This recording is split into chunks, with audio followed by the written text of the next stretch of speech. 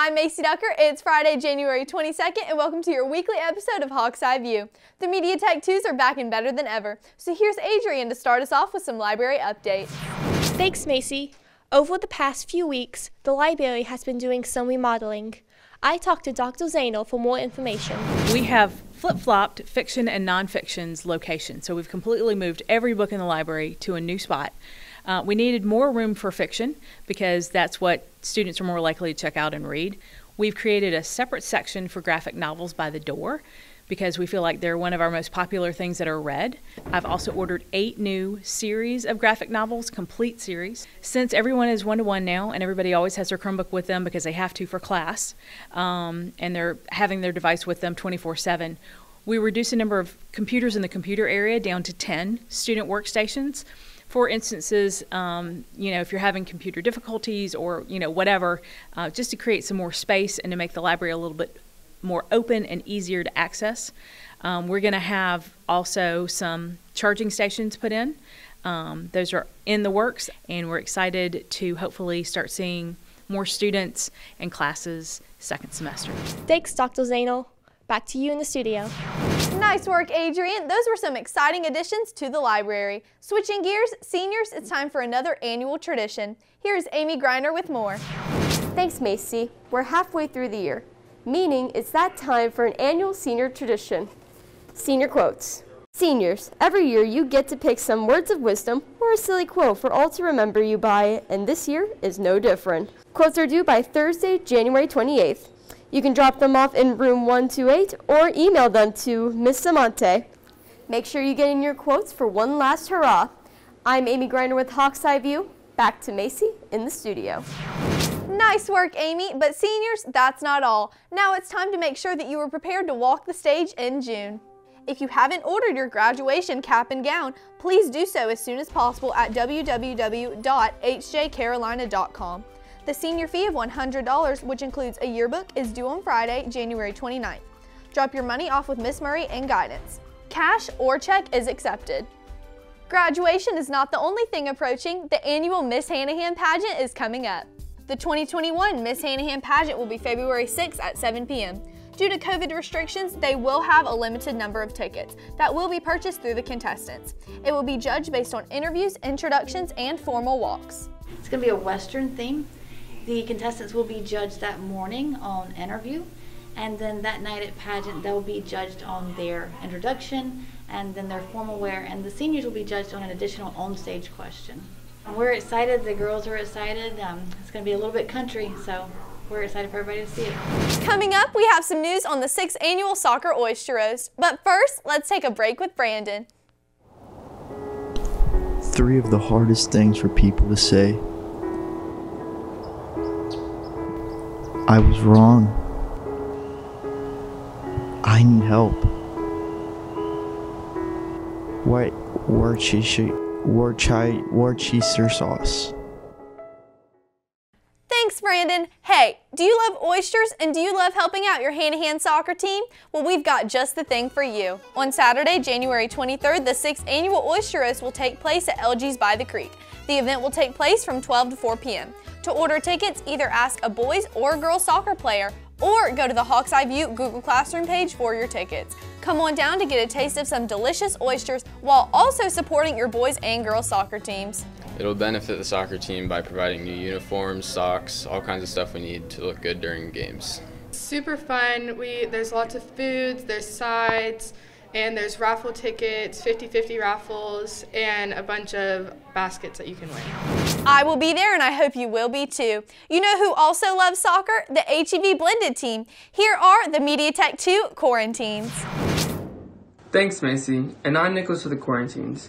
And today we have a special segment with Camry on students coming back to school. Thanks, Nicholas. Because of the coronavirus pandemic, a lot of things have changed about our daily lives, including how we get our education. People have been wondering if we will ever go back to school face-to-face. But with the rising COVID-19 cases, is it safe? Here's what some of our blended students have to say.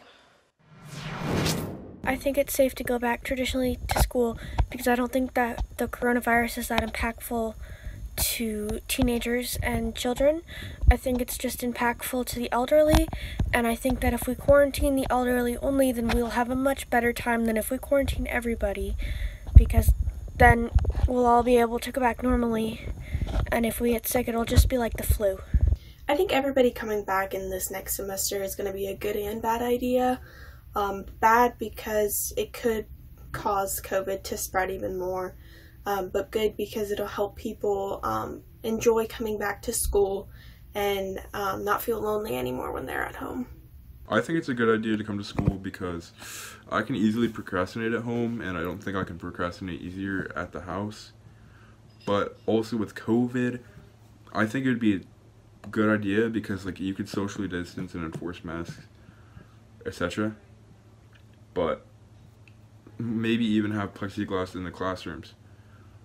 But in my opinion, I think it would be a great idea to come back to school. Personally, with my family situation, I'm not comfortable going back to school traditionally. I'm Camry Rudofsky with the Quarantines, and now back to Nicholas.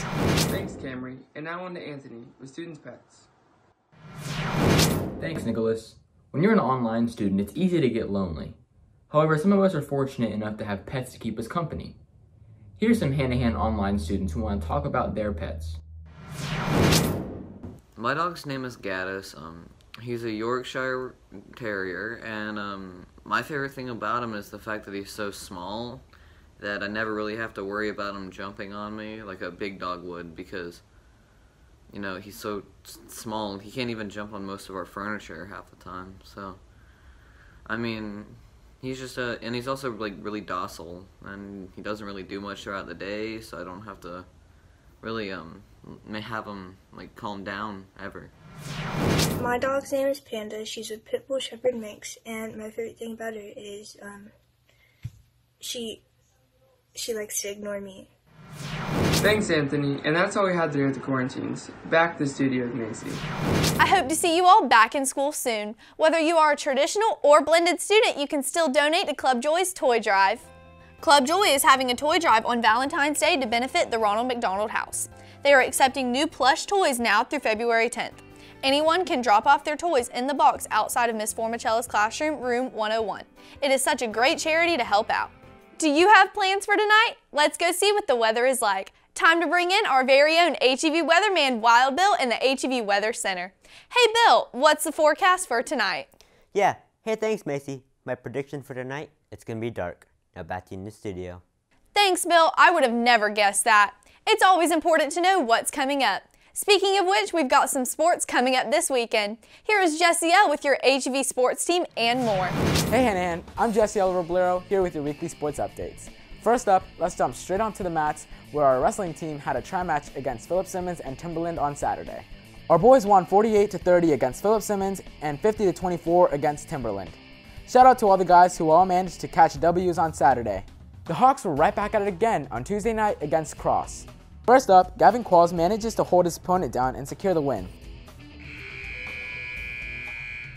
Next up, Josh Shaw wrapped around his opponent and pulled off the pin. The Hawks managed an incredible win, beating Cross High School 57-15, and here are more of the winners. Switching over to the basketball courts, the boys and girls basketball teams took on Bishop England on Monday. Unfortunately, the boys basketball team lost 65-25.